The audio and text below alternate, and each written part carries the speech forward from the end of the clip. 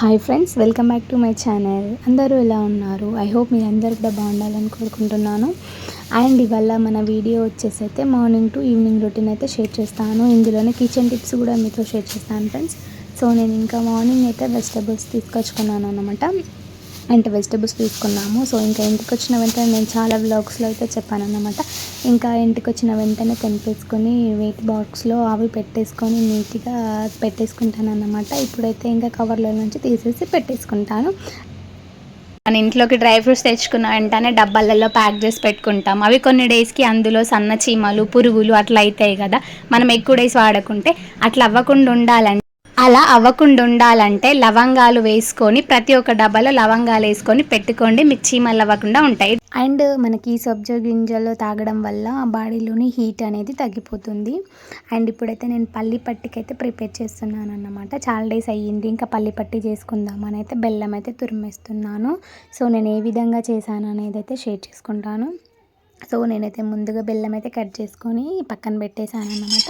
So పక్కన పెట్టేసిన తర్వాత మనం పల్లీలు అయితే బాగా వేయించేసుకోవాలి. పచ్చివాసన పోయేంత వరకు కొంచెం మాడిపించుకోవాలన్నమాట. మాడితేనే టేస్ట్ అనేది బాగుంటుంది అన్నమాట.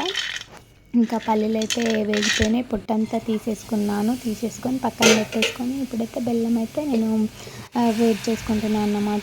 తీగ పాకం వచ్చేంత వరకు బెల్లంని చాలాసేపు ఉడికించుకోవాలి. లైట్గా వాటర్ వేసుకోవాలన్నమాట. మనము ఎప్పుడైనా సరే మనం ఇట్లా ఈ లడ్డూలు కానీ నువ్వుల లడ్డూలు కానీ ఇలా ప్రిపేర్ చేసుకుంటాం కదా. సో అట్లాంటప్పుడు పాకం అయితే ఎక్కువ రావాలి. అట్లా వస్తేనే బాగుంటుంది అన్నమాట. పాకం అయితే వచ్చేసింది అన్నమాట. ఇట్లా వచ్చిన వెంటనే ఇంకా నేను ఇందాక పల్లీలు అయితే వేసేసుకున్నాను కదా.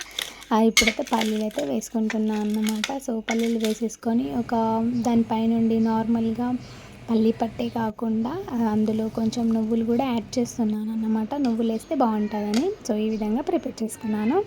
అండ్ ఇప్పుడు కొంచెం నేను రెగ్యులర్గా ఆఫ్టర్నూన్ అంటే 11-11:30 ఆ లోపు అయితే నేను కొంచెం క్యారెట్ జ్యూస్ చేసుకుంటాను అన్నమాట.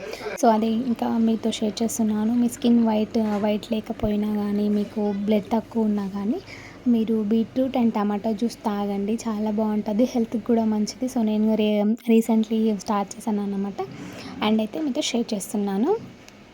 గ్రీన్ చికెన్ ప్రిపేర్ చేశాను. అది ఎలా ప్రిపేర్ చేసేదని ఈ వీడియోలో మీకు షేర్ చేశాను. మీరు కూడా చేసుకోవడానికి ట్రై చేయండి.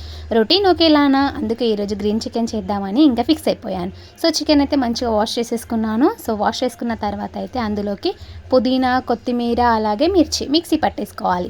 ఇలా మిక్సీ పట్టేసుకున్నాక మనకి కావాల్సినంత కాస్తంత ఆయిల్ వేసేసుకొని అందులో వెల్లుల్లి దంచేసుకొని వేసుకోవాలి. ఇందాక మనం మిక్సీ పట్టేసుకున్నాం కదా. సో అది కూడా వేసుకొని గరం మసాలా మీరు ఇంట్లో ప్రిపేర్ చేసుకునేది ఉంటే చేసుకోండి. నా దగ్గర అయితే అయిపోయిందని చెప్పేసి నేను బయట వేసేసుకున్నాను.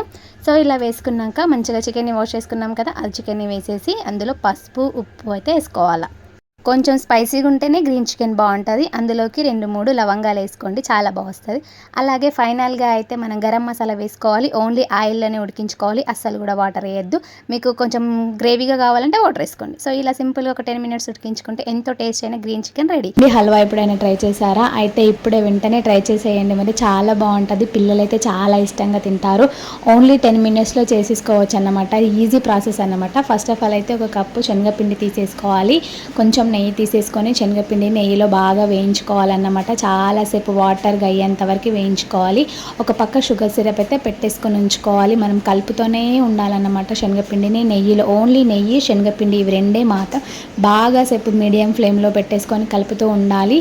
మనకి శనగపిండి గోల్డెన్ బ్రౌన్ కలర్ వచ్చేంత వరకు కలుపుకోవాలి. ఆ తర్వాత వేడి సిరప్ని మంచిగా మనము కలుపుకున్న పిండిలో వేసేసుకొని ఇలా ఈ కలర్ వచ్చేంత వరకు కలుపుకోవాలన్నమాట. ఈ కలర్ వచ్చేంత కలుపుకొని ఒక 5-10 minutes ఉడికించుకొని దగ్గర పడిన తర్వాత ఆఫ్ చేసుకుంటే ఎంతో టేస్టీ అయిన శనగపిండి హల్వా రెడీ. మీరు కూడా ట్రై చేయండి, మీ పిల్లలైతే చాలా ఇష్టంగా తింటారు. ఈ వీడియోని వచ్చి లైక్ చేయడం మర్చిపోకండి, మన ఛానల్ని సబ్స్క్రైబ్ చేసుకోండి.